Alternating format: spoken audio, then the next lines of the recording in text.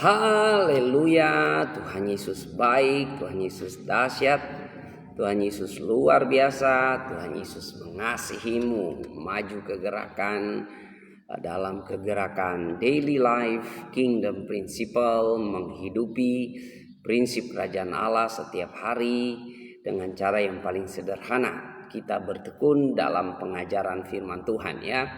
Kita baca Alkitab minimal 1 pasal sampai dengan 3 pasal setiap hari di rumah kita masing-masing ya, di mana kita berada. Kita percaya apa yang Tuhan Yesus ajarkan, bahwa manusia tidak hidup dari roti saja, tapi dari setiap firman yang keluar dari mulut Allah.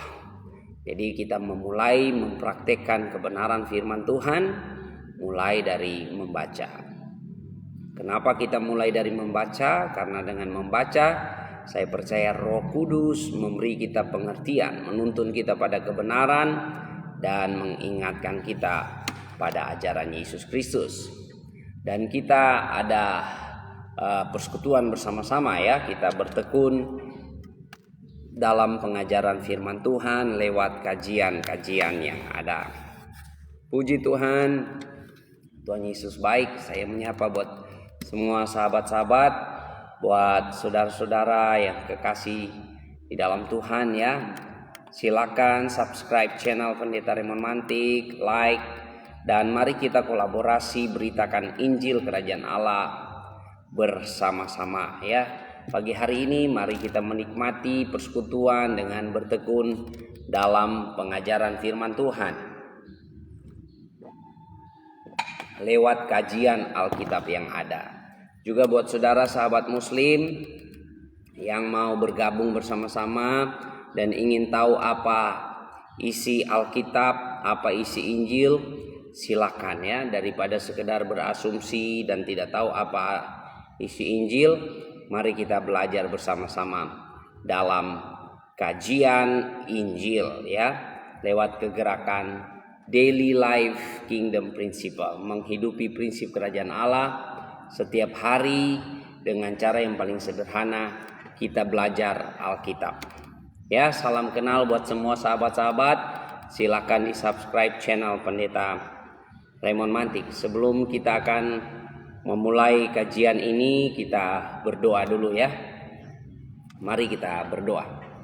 Bapa Surgawi, kami datang di hadapan Engkau. Kami menghadap takhta kasih karunia-Mu ya Tuhan. Di dalam nama Yesus Kristus kami memohon tuntunan Roh Kudus menuntun kami pada kebenaran dan ingatkan kami pada apa yang Tuhan Yesus ajarkan, dan beri kami karunia untuk mengerti rahasia kerajaan Allah. Bukakan kebenaran surgawi bagi kami. Terima kasih Roh Kudus yang manis buat urapan-Mu bagi kami. Kami berserah dalam nama Yesus, dan kami berdoa setiap orang yang bersekutu bersama-sama dibukakan hati dan pikiran untuk memahami, mengerti, dan mengalami kuasa dan kasih Tuhan. Terima kasih Tuhan Yesus. Kami tidak mengizinkan kuasa setan, kuasa kegelapan, kuasa penghulu-penghulu di udara mencuri benih kerajaan Allah. Kami patahkan, kami hancurkan di dalam nama Yesus. Dan kami juga menundukkan setiap keangkuhan hati, kesombongan, kebebalan hati manusia, menolak untuk percaya.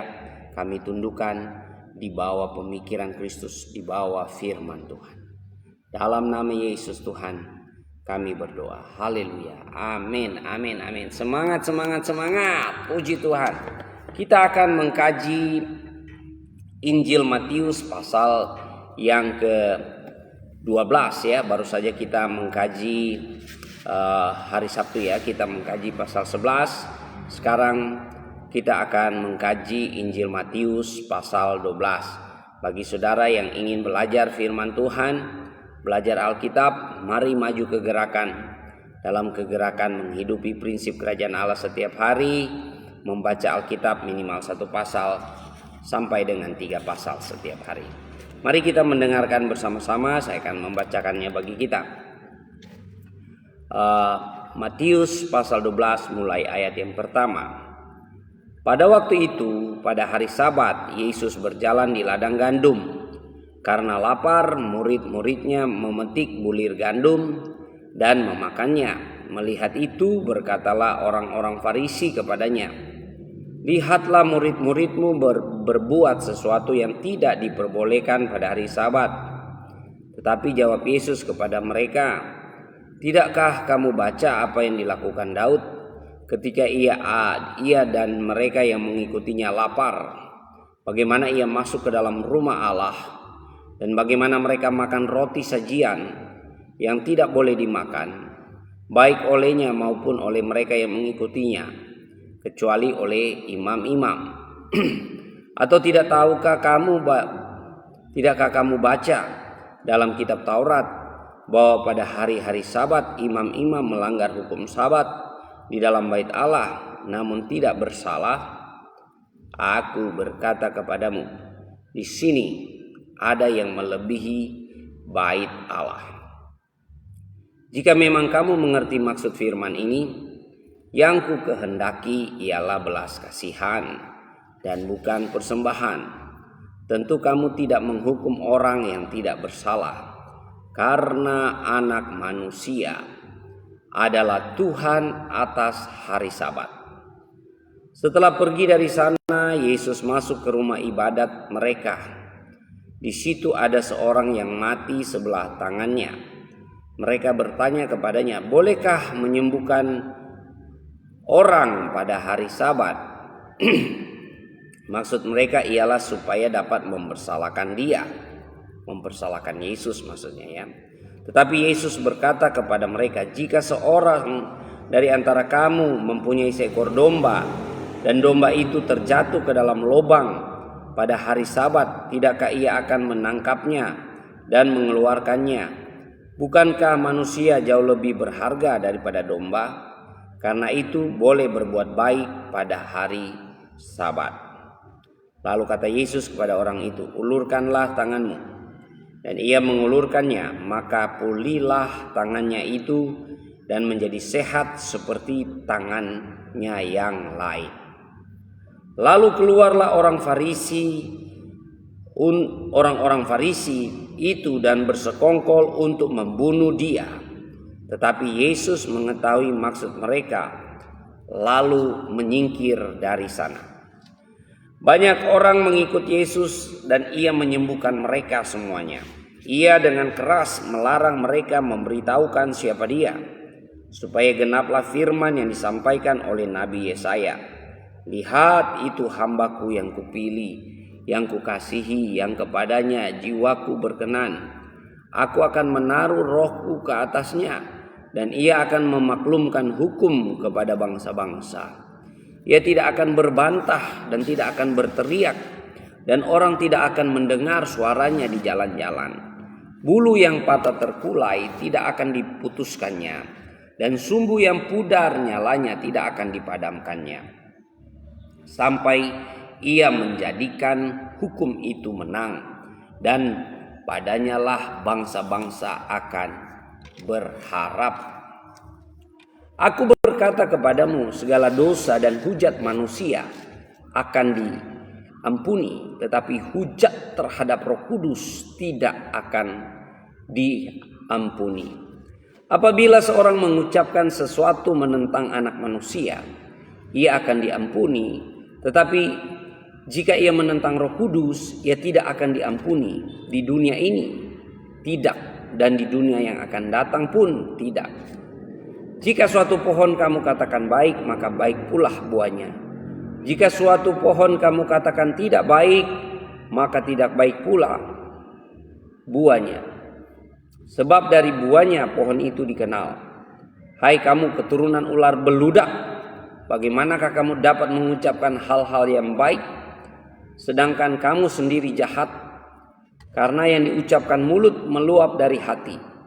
Orang yang baik mengeluarkan hal-hal yang baik dari perbendaharaannya yang baik, dan orang jahat mengeluarkan hal-hal yang jahat dari perbendaharaannya yang jahat. Tetapi aku berkata kepadamu, setiap kata sia-sia yang diucapkan orang harus dipertanggungjawabkannya pada hari penghakiman. Karena menurut ucapanmu engkau akan dibenarkan, dan menurut ucapanmu pula engkau akan dihukum. Pada waktu itu berkatalah beberapa ahli Taurat dan orang Farisi kepada Yesus, "Guru, kami ingin melihat suatu tanda daripadamu." Tetapi jawabnya kepada mereka, "Angkatan yang jahat dan tidak setia ini menuntut suatu tanda. Tetapi kepada mereka tidak akan diberi tanda selain tanda Nabi Yunus.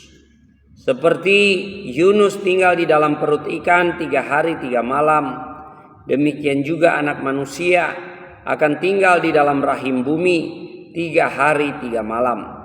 Pada waktu penghakiman, orang-orang Niniwe akan bangkit bersama-sama angkatan ini dan menghukumnya juga, sebab orang-orang Niniwe itu bertobat setelah mendengar pemberitaan Yunus, dan sesungguhnya yang ada di sini lebih daripada Yunus. Pada waktu penghakiman, ratu dari selatan itu akan bangkit bersama-sama angkatan ini, dan ia akan menghukumnya juga, sebab ratu ini datang dari ujung bumi untuk mendengar hikmat Salomo, dan sesungguhnya yang ada di sini lebih daripada Salomo." Apabila roh jahat keluar dari manusia, ia pun mengembara ke tempat-tempat yang tandus, mencari perhentian, tetapi ia tidak mendapatkannya. Lalu ia berkata, "Aku akan kembali ke rumah yang telah kutinggalkan itu." Maka pergilah ia dan mendapati rumah itu kosong, bersih, tersapu, dan rapi teratur. Lalu ia keluar dan mengajak 7 roh lain yang lebih jahat daripadanya, dan mereka masuk ke dalam dan berdiam di situ. Maka akhirnya keadaan orang itu lebih buruk daripada keadaannya semula. Demikian juga akan berlaku atas angkatan yang jahat ini. Ketika Yesus masih berbicara dengan orang banyak itu, ibunya dan saudara-saudaranya berdiri di luar dan berusaha menemui dia. Maka seorang berkata kepadanya, "Lihatlah, ibumu dan saudara-saudaramu ada di luar dan berusaha menemui engkau." Tetapi jawab Yesus kepada orang yang menyampaikan berita itu kepadanya, "Siapakah ibuku dan siapakah saudara-saudaraku?" Lalu katanya sambil menunjuk ke arah murid-muridnya, "Ini ibuku dan saudara-saudaraku. Sebab siapapun yang melakukan kehendak Bapakku di surga, dialah saudaraku laki-laki dan saudaraku perempuan. Dialah ibuku." Haleluya. Ya Kamandanu. Assalamualaikum warahmatullahi wabarakatuh. Ya, Dodi Yakbarkam. Ya, udah berapa peradaban? Peradaban nih, Bang. Oke. Saudara yang mau belajar kajian Injil, selamat datang ya. Di sini kita belajar ilmu perbandingan agama. Jadi kalau saudara bagi saya keyakinan itu ya silakan masing-masing ya, sesuai Undang-Undang Dasar Negara Republik Indonesia. Negara menjamin hak beragama setiap warganya. Nah, saya harap umat Muslim yang cerdas juga ya, banyak umat Muslim yang cerdas yang betul-betul mencari kebenaran ya, kecuali umat-umat yang sudah termakan indoktrinasi. Ya, karena Anda juga percaya karena lahir. Ya, Anda percaya kenapa? Kenapa Anda percaya? Anda beragama karena Anda lahir dari agama itu. Coba kalau Anda lahir dari ateis, barangkali Anda juga ateis. Ya. Coba Anda lahir dari negara yang lain, barangkali Anda juga bukan pemeluk agama ya. Jadi Anda pemeluk agama karena Anda lahir, dan kedua karena sosial budaya. Karena lingkunganmu. Coba kalau Anda tidak ada di lingkunganmu, barangkali lain ceritanya. Ya, jadi mari kita belajar ilmu perbandingan agama. Ya, buat sahabat-sahabat Muslim, isi Injil apa sih? Ya, kalian kan nggak pernah baca, atau sudah ada yang pernah baca. Ya, orang Kristen aja masih jarang yang baca Injil ya. Belum semua, saudara-saudara. Nah, kita akan mengkaji pasal 12 ini. Jadi pasal 11, pasal 12 ini merupakan realitas kerajaan Allah, di mana kerajaan Allah sudah dibawa oleh Yesus Kristus, ya, sudah ada di dalam dan melalui Yesus Kristus, dan otoritasnya menerobos. Ya, kerajaan Allah datang menerobos tradisi-tradisi agama. Kerajaan Allah datang menerobos aturan-aturan manusia. Kerajaan Allah datang mengatasi kuasa-kuasa setan, kuasa-kuasa kegelapan, ya, dan berbagai macam sakit penyakit. Jadi inilah tanda kerajaan Allah, ya. Jadi bagi saudara juga yang mau belajar soal Injil, ya, kita akan mengkaji Injil Matius, Injil yang ditulis oleh Rasul Matius, salah satu murid Yesus, ya. Jadi tidak ada Injil yang ditulis di luar murid-murid Yesus. Ini standarnya, ya. Murid-murid Yesus itu nama-namanya ada, makanya di sini nama Matius, Markus, Lukas, Yohanes itu penulis-penulis Injil di abad pertama. Jadi kalau ada penulis Injil abad 2, abad 3, apalagi abad 10, abad 8, ya, itu bukan Injil. Itu buku karangan masing-masing. Tapi Injil adalah yang ditulis oleh rasul-rasul karena diilhamkan oleh Roh Kudus untuk menuliskan tentang siapakah Yesus. Yesus adalah firman Allah yang jadi manusia. Yesus adalah Mesias, anak Allah yang hidup. Yesus adalah yang awal dan akhir. Banyak sekali sebutan Yesus dalam Alkitab, ya. Jadi Injil ditulis untuk menceritakan tentang pribadi Yesus, karyanya. Dia karya Yesus yang menebus di atas kayu salib dan membenarkan kita ketika dia bangkit dari antara orang mati, ya. Dan ajaran Yesus, ajaran Yesus cuma satu, Injil kerajaan Allah. Dan ajaran Yesus ini sama dengan rasul-rasul, termasuk Rasul Paulus, ya. Jadi tuduhan-tuduhan bahwa ajaran Rasul Paulus lah yang mendirikan kekristenan itu tidak punya dasar sekali di dalam Alkitab, ya. Itu asumsi-asumsi yang tidak punya dasar. Kalau kita melihat, saudara, ya, Rasul Petrus, Rasul Yohanes, rasul-rasul yang menjadi pemimpin-pemimpin gereja, ya. Rasul Paulus itu hanya salah satu rasul dan dia bukan pemimpin gereja pada saat itu. Dia hanya, ya, pemberita Injil kemana-mana. Tapi yang memimpin gereja itu Petrus, Yakobus, dan sebagainya, ya. Jadi tuduhan untuk Paulus itu mendirikan kekristenan itu jauh sekali. Itu tak punya dasar. Nah, kita melihat, ya, kita kembali kepada kajian kita. Nah, saudara, ya, di ayat 1 sampai 12 dalam realitas kerajaan Allah, Yesus menyatakan bahwa, ya, ayat 1 sampai 8, ya, bahwa anak manusia adalah Tuhan atas hari Sabat. Jadi waktu orang-orang Farisi melihat murid-murid Yesus memetik bulir-bulir gandum pada hari Sabat dan mereka memakannya.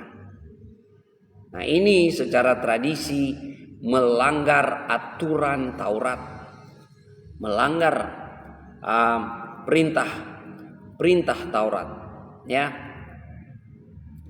Dan waktu orang-orang Farisi datang kepada Yesus dan mengadukan, kenapa murid-muridmu melakukan sesuatu yang tidak diperbolehkan pada hari Sabat? Dan Yesus membela murid-muridnya dengan menyebut satu contoh Raja Daud di dalam kitab 1 Samuel 21 ayat 1 sampai 6, di mana pada waktu Daud masuk, ya, Daud masuk di sana dan dia dan para pasukannya dalam keadaan kelaparan dan ada roti-roti di meja sajian yang hanya boleh dimakan oleh imam-imam. Daud melanggarnya. Daud makan.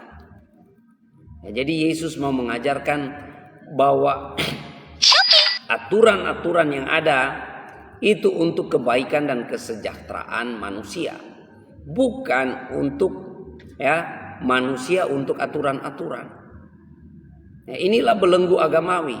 Manusia dibelenggu dengan berbagai macam aturan, A, B, C, D dan segala macam. Dengan macam fatwa lah segala macam. Jadi murid-murid waktu dia makan di hari Sabat, kerajaan Allah menerobos aturan agamawi. Dan Yesus berkata, jika memang kamu mengerti maksud firman ini, yang ku kehendaki ialah belas kasihan dan bukan persembahan. Tentu kamu tidak menghukum orang yang tidak bersalah. Yang Yesus, yang Tuhan kehendaki adalah belas kasihan, lebih penting daripada persembahan atau kurban atau aturan-aturan manusia. Rahmat Tuhan, anugerah Tuhan. Dan waktu itu Yesus berkata, anak manusia Tuhan atas hari Sabat. Artinya hari Sabat, Tuhan adalah pemilik dari hari Sabat itu. Yesus mengatasi hari Sabat. Makanya kita orang Kristen tidak terbelenggu dengan aturan Taurat lagi ya. Kita orang Kristen tidak beribadah pada hari Sabat seperti orang-orang Yahudi, orang-orang Farisi. Kita beribadah pada hari Minggu, hari kebangkitan Yesus. Tapi setiap hari, harinya Tuhan. Haleluya ya orang Kristen. Hari ini harinya Tuhan. Harinya Tuhan. Hari Senin, Selasa, Rabu, Kamis. Setiap hari, harinya Tuhan. Karena apa? Yesus mengatasi aturan-aturan agamawi. Yesus mengatasi, Tuhan atas hari Sabat. Bahkan di ayat 9 sampai 14 ada seorang yang lumpuh di bait Allah, Ada seorang yang lumpuh dan dalam perkumpulan di bait di sinagog di rumah ibadah. Sinagog itu rumah ibadahnya orang Yahudi, kalau kita sebut gereja sekarang Ada orang yang sakit lumpuh. Orang yang sakit lumpuh dan Yesus berkata, apakah engkau pada hari Sabat kalau melihat dombamu jatuh di lubang, tidak engkau mengangkat dia? Tidakkah engkau akan mengeluarkan dia dari lubang itu? Bukankah manusia lebih jauh lebih berharga daripada domba? Karena itu boleh berbuat baik pada hari Sabat. Lalu Yesus katakan kepada orang yang lumpuh itu, ulurkan tanganmu, dan ia mengulurkannya. Maka pulihlah tangannya dan menjadi sehat, sama seperti tangan orang lain. Waktu mereka melihat Yesus menyembuhkan pada hari Sabat, orang-orang Farisi, orang-orang agamawi mulai keluar dan bersekongkol bagaimana caranya membunuh Yesus. Karena kebenaran datang menjadi ancaman, saudara. Kebenaran datang menjadi ancaman bagi mereka yang hidup dalam kemunafikan, bagi mereka yang hidup dalam kebohongan, bagi mereka yang hidup dalam ketidaktahuan. Banyak orang tidak tahu, tapi sok yakin, sok sangat yakin, saudara. Katanya bersaksi, aku bersaksi. Padahal jumpa aja kagak Melihat aja kagak, tapi bersaksi, berbohong sudah. Jadi moh Peter leh, Ridwan leh. Yang bohong siapa? Kamu apa saya? Kamu sudah menyaksikan apa yang kamu saksikan? Kamu sudah pernah jumpa? Enggak, tapi kamu berkata aku bersaksi. Kamu berarti berbohong Jadi saudara, fokus utama orang-orang agamawi adalah aturan-aturan legalistik, saudara. Aturan ini, aturan itu, segala macam. Aturan yang dibuat oleh manusia, saudara. Tapi Yesus menyatakan bahwa Tuhan adalah Akulah Tuhan atas hari Sabat, ya. Anak manusia adalah Tuhan atas hari Sabat. Yesus mengaku bahwa ya dia pemilik hari Sabat. Ya, padahal hari Sabat itu hari peristirahatan, hari perteduhan, Saudara. Ya. Yesus Tuhan atas hari Sabat. Wow, luar biasa, ya. Nah, kita melihat di ayat 15 sampai 21, Yesus disebut hamba Tuhan. Ya, hamba Tuhan. Banyak orang yang kaget-kaget. Yesus hamba Tuhan, Yesus nabi, Yesus rasul, Yesus guru. Iya, istilah-istilah Alkitab jangan kalian paksakan dengan pengertian kitab kalian atau pengertian saudara. Istilah Alkitab punya pengertian tersendiri, ya. Itu disebut bahasa terminologi atau bahasa teknis. Jadi orang kaget, Yesus hamba Tuhan. Yesus disebut hamba Tuhan karena ini memenuhi penggenapan nubuatan Yesaya pasal 42 ayat 1 sampai 4, ya, tentang hamba yang lembut dan rendah hati.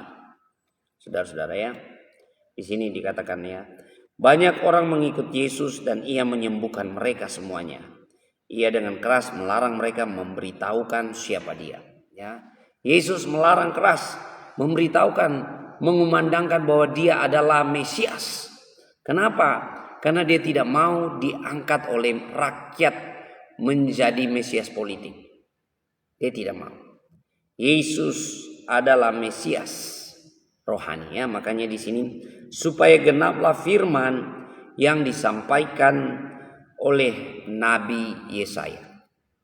Lihatlah, itu hambaku yang kupilih, yang kukasihi, yang kepadanya jiwaku berkenan. Aku akan menaruh rohku ke atasnya, dan ia akan memaklumkan hukum kepada bangsa-bangsa.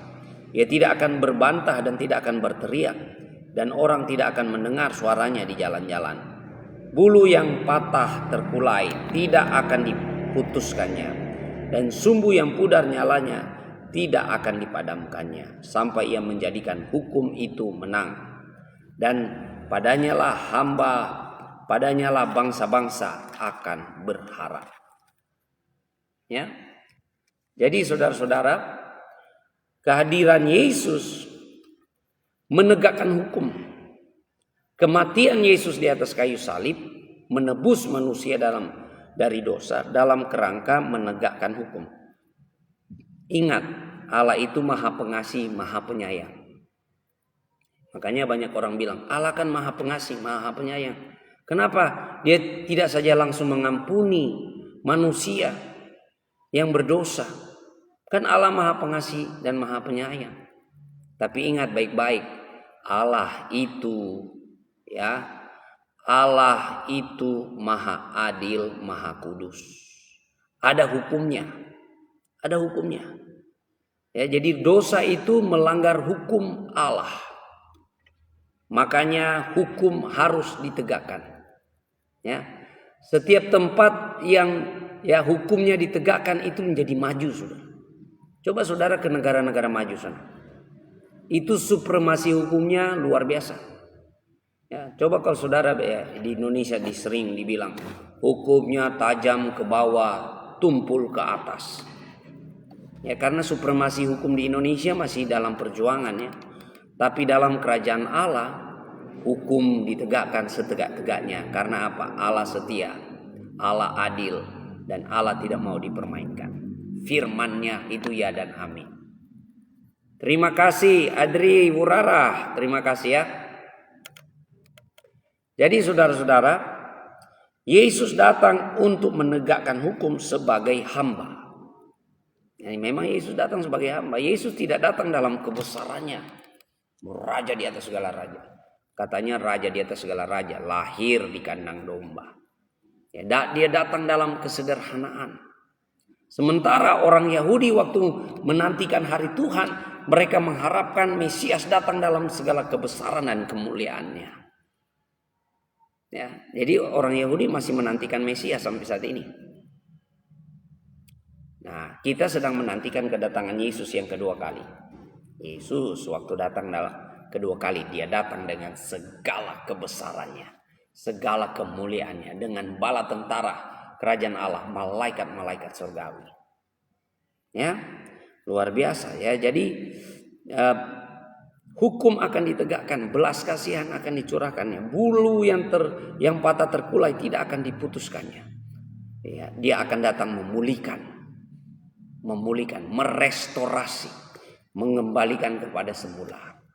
Jadi yang Yesus bawa adalah apa, saudara? Mengembalikan kepada yang semula. Apa yang semula?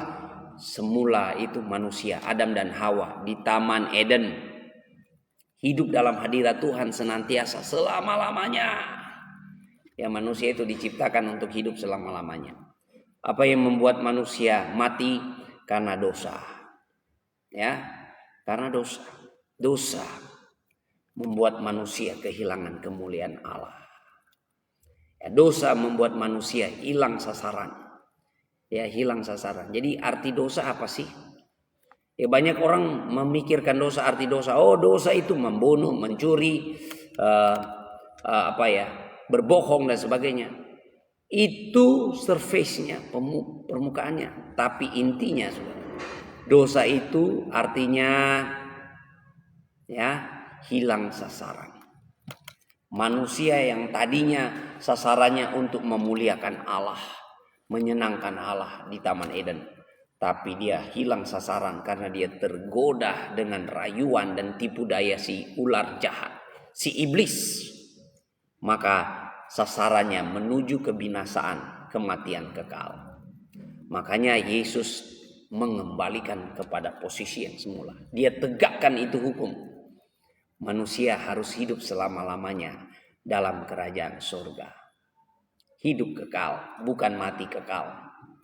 Makanya saudara yang menolak Yesus, saudara sudah ada di bawah penghakiman. Saudara mati kekal.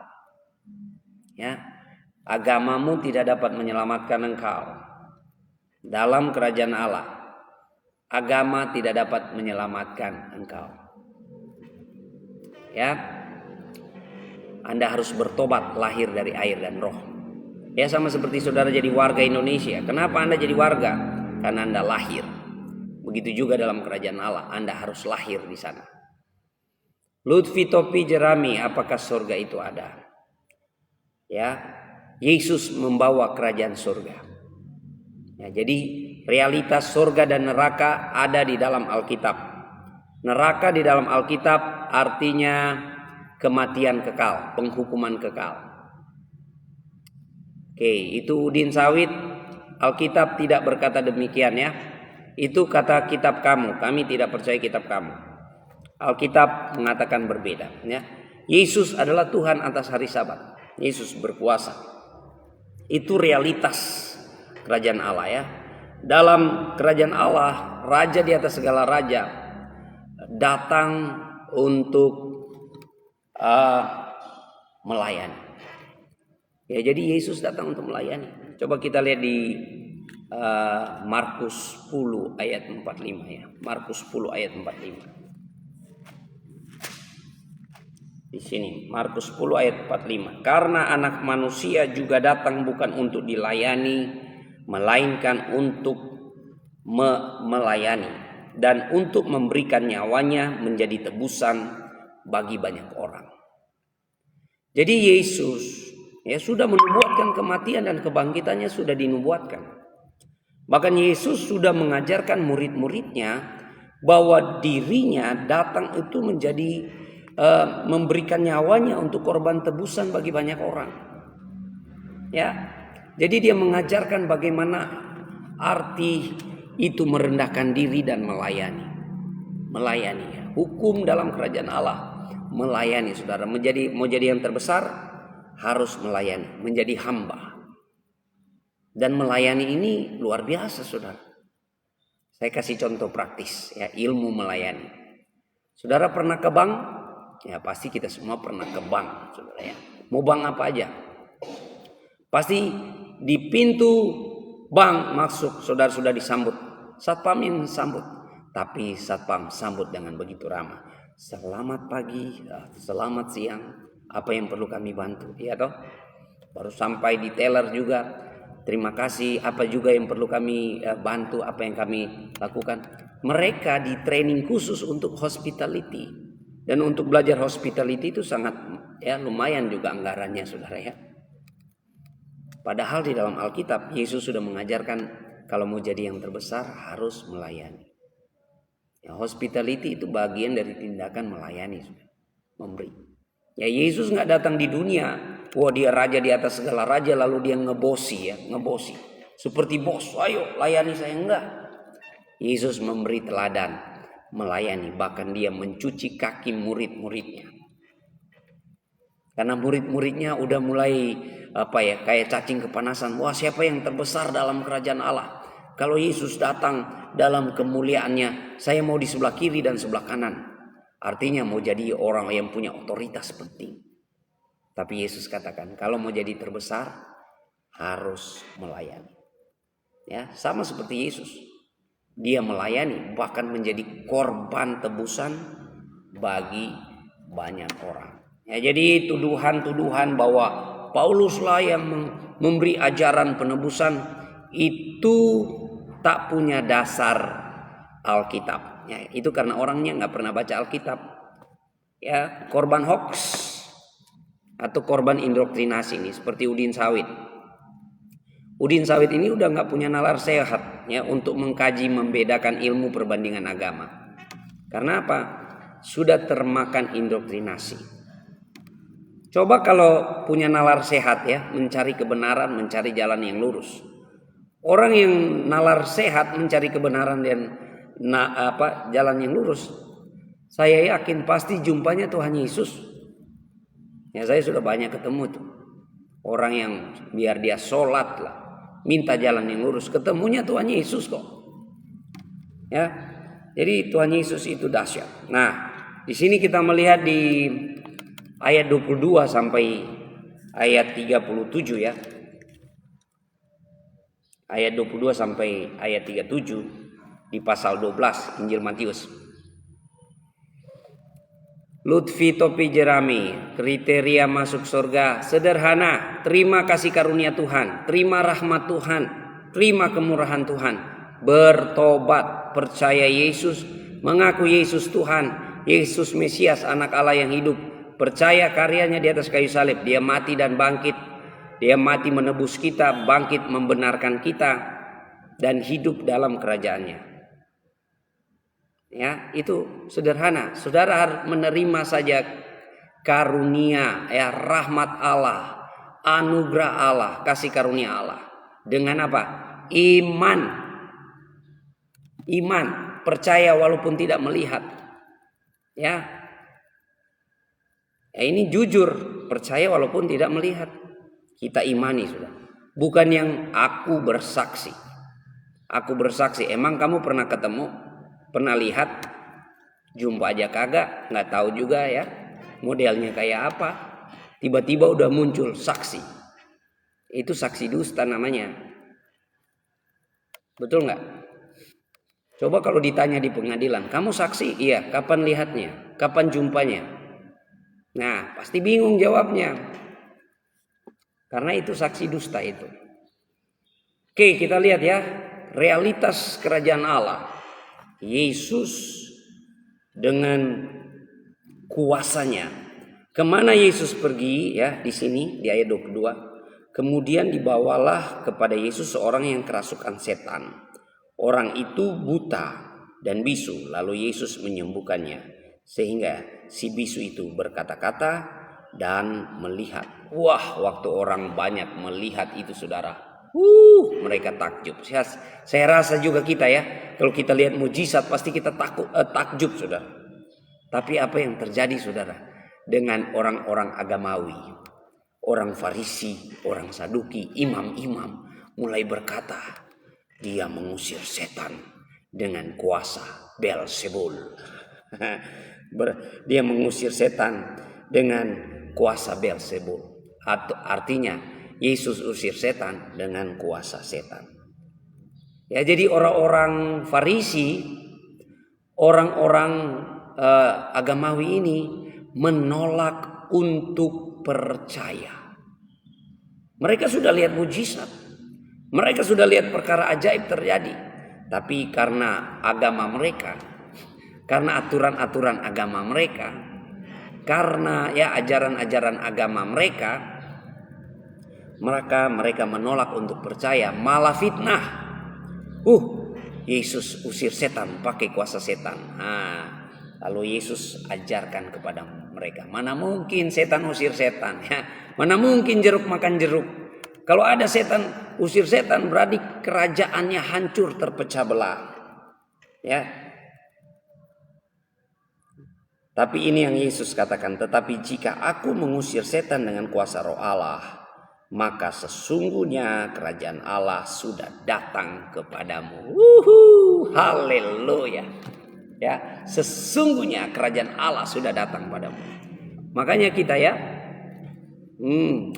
Anda itu bukan orang sembarangan. Anda itu orang istimewa. Anda belum menyadari siapa diri Anda. Anda anak-anak Allah, ahli waris kerajaan Allah. Punya otoritas terhadap kuasa-kuasa setan. Ya, di sini Yesus berkata, tetapi jika aku mengusir setan dengan kuasa Roh Allah, maka sesungguhnya kerajaan Allah sudah datang kepadamu. Kalau Anda ada dalam kerajaan Allah, Anda hidup dalam kuasa Tuhan. Perkara supranatural itu normal bagi anak-anak kerajaan Allah. Karena itu habitatnya kita. Ada amin? Ya, jadi saudara ada otoritas. Siapapun orang Kristen yang sungguh-sungguh kepada Yesus, percaya kepada Yesus, hidup benar dan kudus di hadapan Tuhan, punya otoritas berdoa orang sakit sembuh dan punya otoritas usir setan. Ya. Karena apa? Setan-setan tuh kita nggak perlu usir setan di pohon-pohon, usir setan di batu-batu, nggak perlu. Setan tuh paling banyak di dalam tubuh manusia. Ya, karena kalau setan di pohon-pohon, ngapain setan di pohon-pohon, nggak bisa bikin apa. Di batu-batu ngapain? Tapi kalau setan dalam manusia itu paling berbahaya. Ya, setan dalam manusia itu paling berbahaya, saudara. Dan setan itu menipu daya dengan berbagai macam cara, saudara. Kalau di dalam manusia dia bisa lakukan banyak kejahatan, banyak tipu daya. Oke, ya, jadi Yesus berkuasa atas roh jahat. Ya. Di sini Yesus berkata, atau bagaimanakah orang dapat memasuki rumah seorang yang kuat dan merampas harta bendanya apabila tidak diikatnya dahulu orang kuat itu? Sesudah diikatnya barulah dia dapat merampok rumah itu. Siapa tidak bersama aku, ia melawan aku, dan siapa tidak mengumpulkan bersama aku, dia mencerai-beraikan. Sebab aku berkata kepadamu, segala dosa dan hujat akan diampuni, tetapi hujat terhadap Roh Kudus tidak akan diampuni. Artinya begini, saudara, untuk kerajaan Allah masuk ke dalam bumi ini, kerajaan Allah masuk, ya, Yesus membawa kerajaan Allah. Dia harus meluluhlantahkan dulu kerajaan kegelapan yang ada di sini. Makanya Yesus mampu mengusir setan. Ya, Yesus mampu mengusir setan.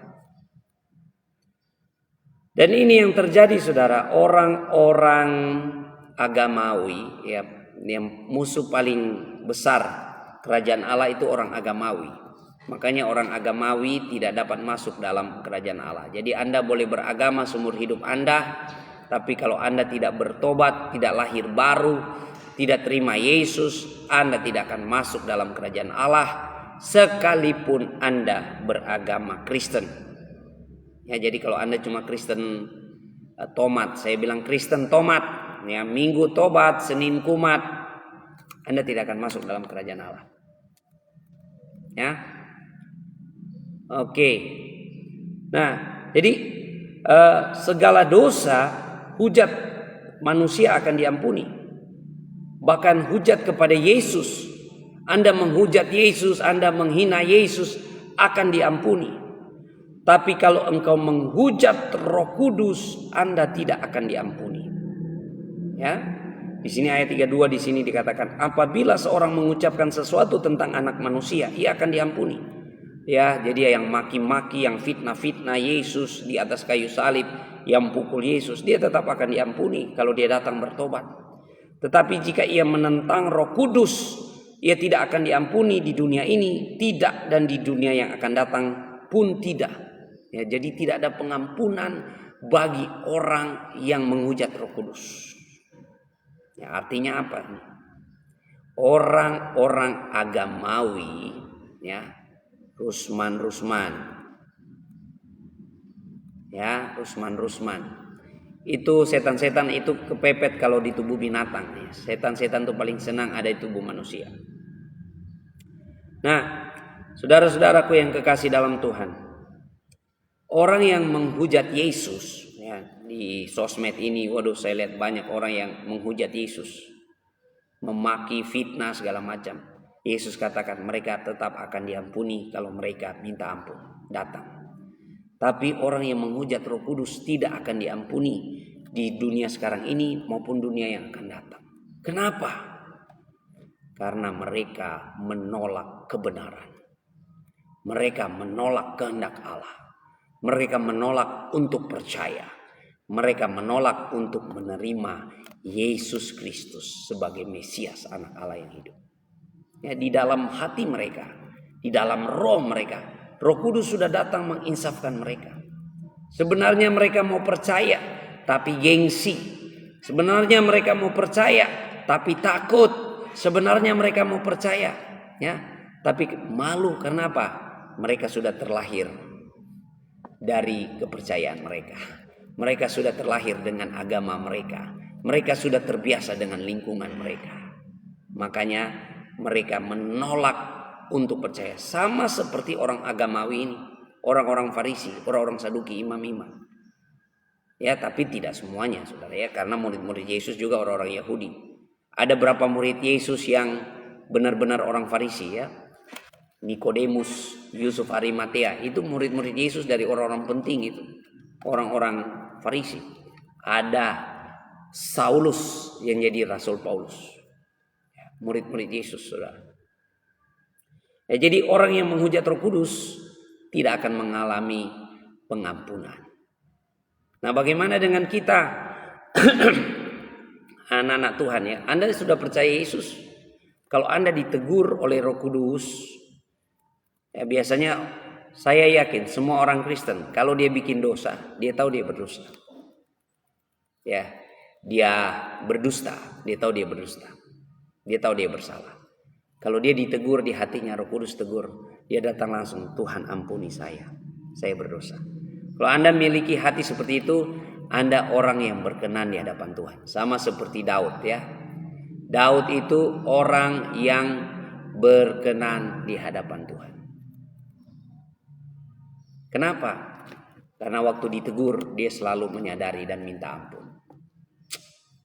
Ya, Rusman, kalau kita di sini nggak takut iblis perjanjian lama, iblis perjanjian baru kita makan, ya, mau ular, mau babi kita makan, ya, jadi iblis takut sama kita.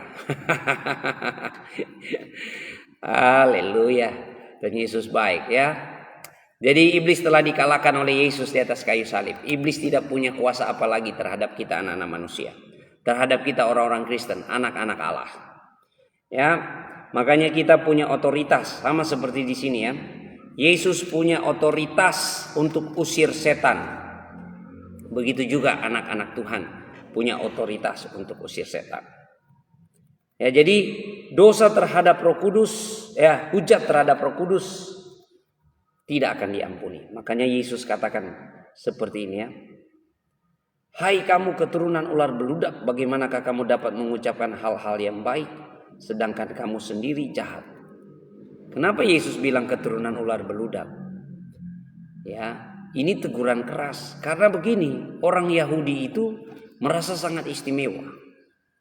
Mereka merasa mereka orang paling beragama, dan mereka merasa saya keturunan Abraham. Jadi kalau saya keturunan Abraham, masuk pintu surga saya langsung disambut oleh Bapak Abraham. Ya, sama dengan orang-orang beragama. Orang beragama merasa agamanya paling benar. Oh, agamanya paling benar. Ya, agama kami biar penipu, biar pendusta, yang penting agama kami masuk surga. biar korupsi, biar pembunuh, yang penting agama kami. Ya, seperti itu. Itu orang agama itu. Yesus bilang keturunan ular beludak. Karena apa? Mereka pikir dengan agama mereka mempunyai surga. Ya, Yohanes bilang sama orang Israel, kamu pikir kamu keturunan Abraham, ya?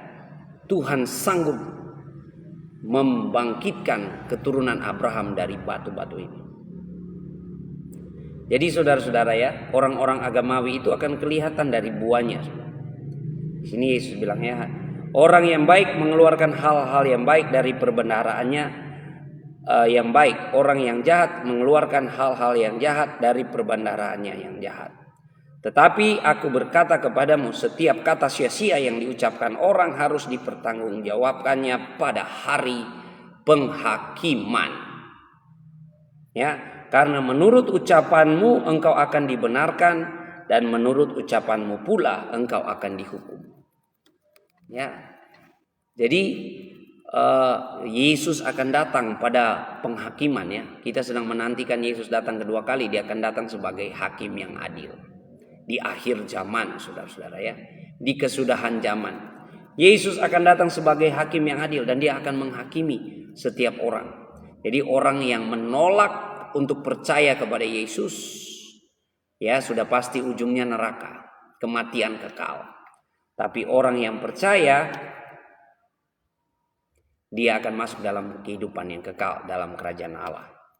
Nah, di sini penting sekali saudara ya. Karena menurut ucapan engkau akan dibenarkan, dan menurut ucapanmu pula engkau akan dihukum. Makanya penting sekali kita orang Kristen ya. Pengakuan iman, kita sebut pengakuan iman. Ya, setiap orang yang mengaku dengan mulutnya dan percaya dari hatinya bahwa Yesus adalah Tuhan, mati untuk menebus dosa, bangkit untuk membenarkan pada hari ketiga. Ya, maka orang itu akan diselamatkan. Lewat apa saudara? Pengakuan iman. Ya saudara, waspada dengan ucapanmu. Ada yang mengatakan, ungkapan yang mengatakan, kata-katamu adalah doamu. Jadi coba kalau saudara, aduh saya capek, saya payah, begitu ya, itu seperti doamu. Tapi kalau Anda mulai hari dan berkata, saya bersyukur hari ini Tuhan Yesus baik. Saya percaya hari ini penuh dengan kemurahan Tuhan. Saya sehat, saya kuat, saya bahagia, saya berlimpah. Itu doamu. Karena apa ya? Ucapanmu ya. Dari ucapanmu itu Anda akan dibenarkan. Bahkan ini yang Yesus selalu katakan. Jadilah sesuai dengan imanmu. Jadi imanmu menjadi kepada saudara. Dan iman itu bagaimana kita mempraktekkan iman kita? Pertama-tama saudara, iman harus dipraktekkan lewat ucapan, pengakuan, ya, bukan bersaksi. Ya, aku bersaksi, kayak dia pernah jumpa atau pernah lihat. Kalau kita nggak pernah lihat, tapi kita imani, kita percaya, dan kita ucapkan. Ya, jadi di sini saudara, apa yang kau ucapkan itu membuat engkau bisa dibenarkan atau Anda dihukum. Jadi waspada dengan ucapan-ucapan kita. Nah, ucapan-ucapan kita sekarang ini saudara bisa terrealisasi, termanifestasi dalam tulisan tangan kita, di jempol-jempol kita. Di mana? Di status kita, di sosmed kita ya. Ada banyak orang yang belum cerdas bersosial ya. Belum cerdas sosmed saudara. Masalah keluarga, berantem sama istri, berantem sama suami, diumbar di sosmed. Ada apa-apa diumbar di sosmed. Kasihan.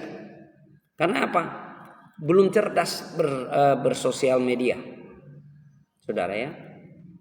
Jadi Anda juga bisa diadili dengan status-status saudara. Karena status-status saudara itu gambaran apa yang keluar dari diri Anda. Ya, karena Yesus mengajarkannya. Yesus mengajarkan saudara. Yang najis, yang haram bagi orang Kristen itu yang keluar dari dalam, dari hati, ya, daripada yang masuk, yang makanan, ya. Makanan tidak ada pengaruh buat kesehatan, buat keselamatan, ya, buat kesehatan iya, Jadi biar Anda makan makanannya, sayur mayur, nggak makan daging haram, tapi hatimu penuh kebencian, penuh amarah, penuh dengan kepahitan, tidak ada gunanya, saudara. Jadi saudara, ya, Anda akan dihakimi menurut ucapan-ucapan. Waspada dengan ucapan-ucapan. Ya, orang yang baik akan kelihatan dari buahnya, mulai dari ucapan-ucapan. Ya, jadi saudara, ada orang bilang aurah, ya aurah. Ya, orang bisa ketahuan orang itu baik atau jahat kelihatan dari auranya, saudara.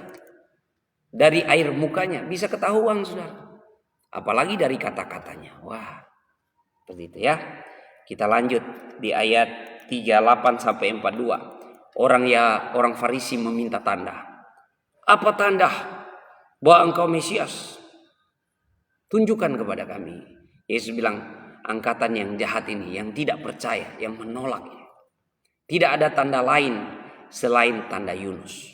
Ya, sama seperti Yunus 3 hari di perut ikan, begitu juga ya anak manusia 3 hari dalam rahim bumi. Artinya Yesus sudah mengajarkan tentang kematiannya dan kebangkitannya.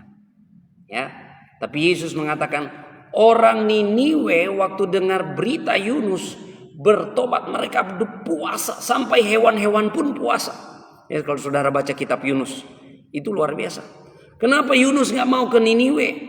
Karena dia tahu itu Niniwe orang paling kejam. Ya, jadi kerajaan Asyur, ya, ibu kotanya Niniwe. Kerajaan Asyur ini kalau mereka datang menjajah, membantai, ya lidah dicabut, ya, orang dipasung, digantung kiri kanan. Jadi mereka sangat buas dan ganas. Termasuk ya Israel dibuang ke Asyur. Jadi Yunus nggak mau ke sana, tapi karena suara Tuhan dia harus ke sana, saudara. Dia sampai harus 3 hari di perut ikan. Dan waktu dia memberitakan berita, ya, firman Allah di sana, semua dari raja sampai ternak berpuasa dan memohon belas kasihan, minta ampun. Tapi orang Israel waktu Yesus datang, Yesus memberitakan Injil Kerajaan Allah, ya, tidak semua mau bertobat, saudara. Makanya Yesus berkata, tanggungan Niniwe lebih ringan daripada orang-orang agamawi, orang-orang yang menolak. Luar biasa ya. Ini realitasnya Tuhan Yesus, realitas kerajaan Allah, membawa penghakiman. Dan yang berikut ayat 43 sampai 45 tentang roh jahat. Nah, roh jahat. Nah, jadi orang yang menolak Yesus, tidak ada Yesus, kemungkinan besar roh jahat datang di dalam dirinya. Ya, kenapa? Rumahnya kosong. Tuhan Yesus mengumpamakan kalau roh jahat itu diusir keluar, dia mengembara cari tempat, dia cari gunung-gunung nggak dapat. Aduh, nggak enak di gunung-gunung ngapain? Di batu-batu ngapain? Di pohon-pohon ngapain? Di patung-patung ngapain? Nggak bisa apa-apa. Dia datang tengok balik. Wah, kok ini tempatnya masih bersih, nggak ada yang duduki, ya, belum ada yang bertakhta di sini. Dia pergi panggil 7 roh lebih jahat lagi, datang masuk pada orang itu, dan orang itu lebih jahat luar biasa. Ya, jadi yang membuat orang jahat itu selain dia punya kehendak sendiri, tapi ada roh setan di dalam dia. Nah, di dalam Alkitab kita diajarkan bahwa setan-setan itu paling suka dalam tubuh manusia. Ya, bukan patung-patung, bukan batu-batu, bukan benda-benda mati, tapi manusia. Kenapa? Karena hanya manusia yang boleh berkuasa di bumi. Roh yang punya tubuh. Segala roh yang tidak punya tubuh pulang ke rumah Bapa. Tidak berkuasa di bumi. Ya, jadi setan-setan itu, ya, dia bisa lakukan apa saja, korupsi, tipu, segala macam rupa. Ya, karena dia ada dalam manusia. Nah, makanya saudara, kalau kita ada Yesus di hati kita, Roh Kudus bertahta di hati kita, Yesus jadi raja di atas segala raja, ya, Tuhan Yesus bilang, roh yang ada padamu lebih besar dari segala macam roh yang ada di dunia ini. Saya pernah rasa setan mau masuk kepada saya. Pernah alami sudah. Ya, jadi saya pernah pengalaman perkara supranatural. Setan mau masuk kepada saya. Saya berasa sekali. Ya, peperangan rohani. Saya berdoa dalam nama Yesus, dalam nama Yesus. Ya, rohnya Kuang Ong mau masuk kepada saya waktu itu. Karena saya sering doa-doa usir kuasa-kuasa setan, kuasa-kuasa kegelapan, saudara-saudara. Ya, jadi kalau di dalam roh saudara ada Yesus, Anda berbahagia. Tapi kalau rumahnya masih kosong, setan-setan bisa datang dan dia panggil 7 roh lebih jahat. Jadi waspada saudara ya. Izinkan Yesus bertakhta dalam hatimu, dalam hidupmu. Yang berikut ayat 46 sampai 50. Ini orang tua Yesus datang ya, saudara-saudaranya juga datang ya, Yakobus, Yudas dan saudara-saudara yang lain ingin menemui Yesus. Jadi Yesus waktu pelayanannya, adik-adiknya ya menolak. Ya, makanya Yesus mengatakan seorang nabi tidak diterima di rumahnya dan di kampung halamannya. Ya, jadi di Nazaret Yesus sedikit sekali melakukan mujizat karena mereka melihat Yesus bukan menerima, bukan menghormat, tapi mereka rasa aneh karena dia bagian dari mereka. Ya. Makanya waktu orang tua mau datang, Yesus bilang, "Siapakah saudaraku? Siapakah saudariku? Siapakah ibuku?" Yaitu mereka yang melakukan kehendak Allah. Kehendak Allah. Ya, kehendak Allah. Apakah kehendak Allah? Bukan berbuat baik, bukan rajin beribadah, bukan saudara, bukan bersedekah, bukan itu arti kehendak Allah. Kehendak Allah di sini punya terminologi khusus. Kehendak Allah itu artinya Yesus itu sendiri kehendak Allah. Setiap engkau menerima Yesus sebagai Mesias anak Allah yang hidup, itulah kehendak Allah. Ya, saudara boleh compare dengan Injil Yohanes. Siapa yang menerima Yesus, itulah kehendak Bapa di surga. Oke? Puji Tuhan ya, wah sudah 1 jam lebih kita di sini ya. Saudara diberkati. Amin. Jadi di pasal 12 ini realitas kerajaan Allah, Yesus berkuasa atas hari Sabat, Yesus berkuasa atas tradisi-tradisi agamawi, ya, Yesus datang sebagai hamba yang melayani, yang memberi dirinya sebagai korban tebusan. Itu nilai-nilai dalam kerajaan Allah, kita harus saling melayani, dan Yesus ya punya kuasa untuk usir setan. Mari kita hidup dalam ketaatan yang penuh kepada Tuhan, pada kehendak Allah ya. Karena kalau kita hidup dalam kehendak Allah, kitalah saudara-saudara Yesus. Puji Tuhan, terima kasih buat semua sahabat-sahabat yang bahkan sudah menabur bintang ya. Saya tidak bisa melihat namanya satu persatu, tapi Tuhan Yesus balas berkat buat kita semua. Jumpa lagi dalam kegerakan Daily Life Kingdom Principle. Ya, setiap hari kita baca Alkitab minimal 1 pasal sampai 3 pasal. Saya dorong saudara kalau mau jadi murid Tuhan, baca Alkitab minimal 1 pasal sampai 3 pasal ya. Bahkan Rusman ini kalau mau cari kebenaran, baca dong Injil.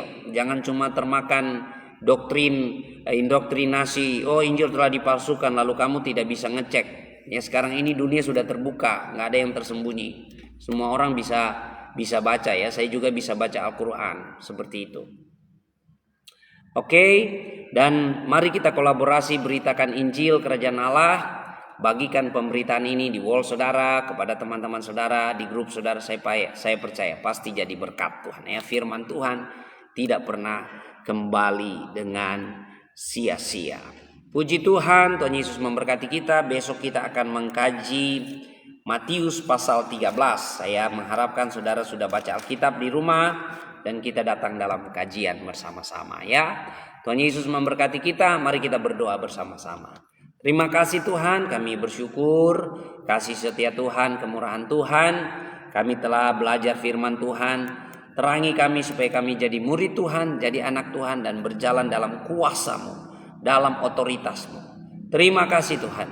Kami berserah sepanjang hari ini, kami bersyukur, kami sehat, kami kuat, kami bahagia, kami berlimpah di dalam nama Yesus. Kami berdoa juga buat setiap sahabat-sahabat yang menyaksikan, mereka mengalami kuasa dan kasih Tuhan. Kalau ada yang sakit, kami berdoa di dalam nama Yesus. Sembuh, sembuh, sembuh di dalam nama Yesus.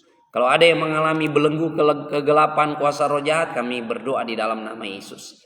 Kelepasan daripada Tuhan, kelegaan daripada Tuhan terjadi di dalam nama Yesus. Haleluya. Amin. Puji Tuhan, terima kasih buat semuanya. Tuhan Yesus memberkati kita. Semangat, semangat.